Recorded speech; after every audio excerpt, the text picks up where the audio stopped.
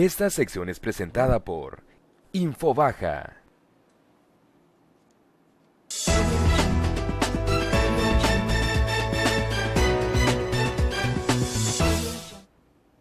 Estamos de vuelta en Opinión Legal y estamos platicando esta noche del cuarto informe de gobierno del presidente. Estamos platicando de sus últimas decisiones esta semana tan complicada que ha tenido el presidente y todo el país gracias a estas decisiones, como invitar a Donald Trump a una entrevista, a una conferencia en nuestro país, este personaje que, bueno, no necesita mayor explicación. A ver, ¿qué les parece? Vamos entrando en ese tema. Primero que nada, la decisión de hacer una invitación, porque la invitación sale de México, para que venga Donald Trump cuando tienes más de un año de evitar el tema, de no posicionarte, de no hablar, de no criticar, de no defender a tu país, salvo por ahí en los últimos meses de una manera ya muy escueta. Y después de eso, haces una invitación a Donald Trump para que venga a México a decir lo que quiera decir, porque no hay una condicionante para hablar de ciertos temas en específico. Primero que nada, esa decisión, César, ¿qué te parece? Desde mi punto de vista, la lectura que yo le doy es un error histórico que va a perseguir a la presidencia de Peña Nieto en los años por venir. Los libros de historia algún día van a comentar esta situación, al igual que la entrevista Krillman de Porfirio Díaz. Yo creo que va a ser un antes y un después. ¿Por qué lo digo? Se le invita a una persona que evidentemente es no grata para la mayor parte de los mexicanos, que se ha referido a los mexicanos como violadores, como perezosos, como la peor escoria que llega a Estados Unidos, y le achaca los problemas de los estadounidenses a los mexicanos. Y en el mejor de los casos como buenos trabajadores. Sí, pues en el mejor de los como casos, producto de, lo cual sigue siendo cañón. despectivo. Pero, ¿sabes qué es lo grave de esto? No que haya hecho una invitación abierta para que el señor Trump viniera a México. Yo creo que en ese sentido el presidente tiene razón. Él como presidente tiene la obligación de velar por el bienestar de los mexicanos, y si a su juicio el entrevistarse con esta persona era necesario para sondearla o tener alguna opinión personal con base a una conversación uno a uno con él, yo creo que es válido. Lo que no es válido es que se les reciba como hombre de Estado. No es válido que se le asignen recursos públicos y se le transporte, aunque sea del hangar presidencial a Los Pinos, en helicóptero de la Fuerza Aérea Mexicana. No es válido que no se le pida un permiso migratorio para ingresar al país y que se le reciba como si ya fuera el presidente. Y no es válido que se le permita hablar abiertamente en el micrófono y que venga a México a decir, ustedes van a pagar la pared, ¿no? O es más, lo peor, si bien no lo dijo, a la hora estaba diciéndolo en Arizona. ¿Y saben qué? ¿Quién va a pagar? México. Y eso era calculado. A ver, Ale Guerra. Y yo no.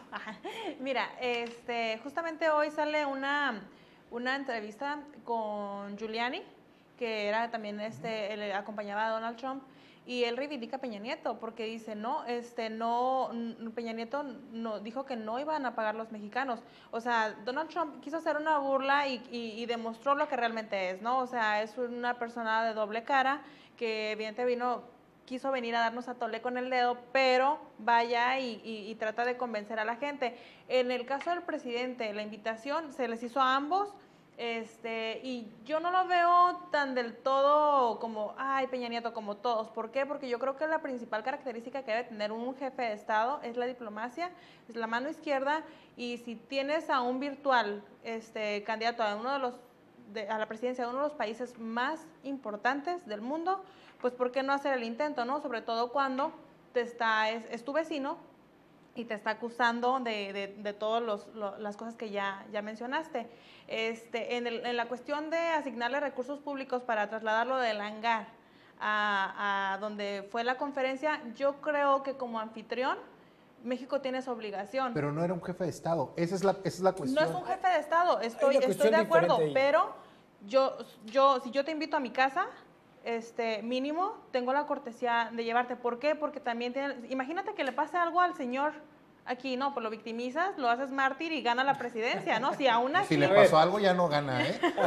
A ver. No sé, me imagino un intento de secuestro o algo así, ¿no? Hay una parte que tú tocas, Ale Guerra, que es la declaración que hace Giuliani, y a mí me llama mucho la atención porque es cierto, Giuliani dice, el presidente Peña desde un inicio de la conversación dejó en claro que los mexicanos no iban a pagar el muro.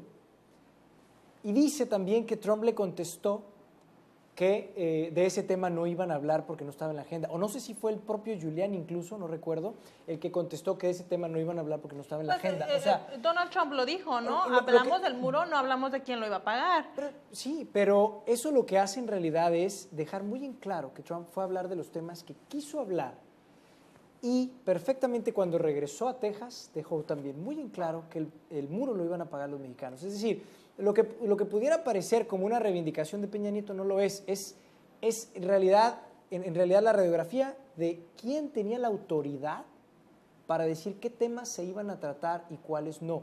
Porque no iba a haber un debate entre Peña y Trump para decidir en ese momento quién iba a pagar el muro. Es más, Trump no tiene la idea ni siquiera de negociar esa parte. Trump la piensa imponer. Trump no necesita platicar con Peña Nieto de quién va a pagar el muro o no. Y ¿sabes qué? Legalmente lo puede hacer. Así es, indirectamente a través de cualquier otra cosa. Dime si no, ¿cuántos mexicanos no pagamos anualmente permisos para internarnos en Estados Unidos, si no pagamos visas, si no pagamos un montón de derechos que pagamos a Estados Unidos? Dime si él, siendo presidente, teniendo un Congreso a modo que le apruebe cualquier cosa, puede decir, ¿sabes qué? De los ingresos que percibamos por las solicitudes de visa de los mexicanos, vamos a destinar un 50% para colocarlo en la construcción del muro. Claro que lo puede hacer. Y aumentan los precios de Pues el visas, muro ya etcétera. está, ¿no? Digo, Es demagogia. Las Totalmente. campañas se ganan con votos y él sabe muy bien quiénes son sus votantes y como te lo dijimos el año pasado, es un excelente actor, es un excelente hombre que maneja la imagen. A ver, yo y lo está haciendo les genial. decía a ustedes, la decisión de haberlo invitado, ¿qué esperaba Peña? ¿Qué esperaba? Él, porque Peña no lo invita si no piensa sacar algún beneficio de esto. O sea, Peña hace la invitación a los dos, pero es hasta absurdo pensar que va a aceptar que venga uno sin que el otro le conteste. Hay protocolos que tienen que ver precisamente con el manejo de relaciones diplomáticas, en donde tú pones ciertas condicionantes y le dicen, pero tienen que venir los dos. Pues que si no no vienen los dos, es que aquí no hay viene relación ninguno. diplomática, no son nadie, ni Hillary Exacto. ni Trump son nadie en Estados Estoy de Unidos. acuerdo, lo cual acrecenta el grave error de haber hecho una invitación de esta naturaleza, ¿no? Más el tratamiento que se le dio a Trump, más todo lo que tú quieras. Pero ¿qué esperabas como gobierno peñista? A ver, Peña no a un paso hacia enfrente, sino es porque espera sacar un beneficio de esto. ¿Cuál? Yo no le veo pudiera pensar que sería, el enemigo público número uno ahorita de los mexicanos es Donald Trump. ¿Pero tú crees que Peña se iba a ver con tanta autoridad que iba a quedar bien con los mexicanos? Probablemente eso es lo que quería. Es parte de las estrategias mal logradas que estábamos platicando, como el encuentro con jóvenes. Probablemente eso era lo que quería, pero al final se achicó. Entonces lo deja mal parado porque tampoco es capaz de enfrentarlo ya cuando están en medios. No lo enfrenta.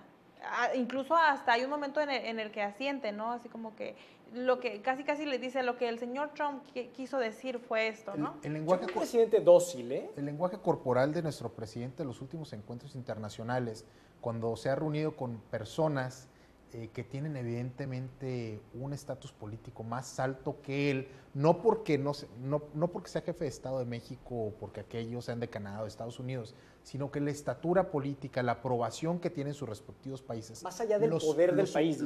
Sí, más allá del poder del país. Estoy hablando cuando se reúne públicamente con estadistas, nuestro presidente se queda corto. Su mismo lenguaje corporal no le ayuda. Muchos habló también de la visita cuando fueron a Canadá, Sí, ¿no? exactamente, por eso lo digo.